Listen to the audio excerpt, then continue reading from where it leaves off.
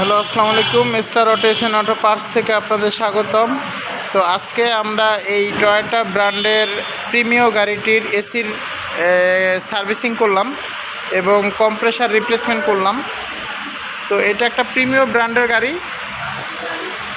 প্রচুর পরিমাণে ঠান্ডা হইতেছে আমাদের কাজের পরে। আলহামদুলিল্লাহ, একদম গ্লাস যা আছে সব কিছু একদম আইস কুলড হয়ে গেছে। প্রত্যেকটা গ্লাসই আইস কুলড হয়ে গেছে।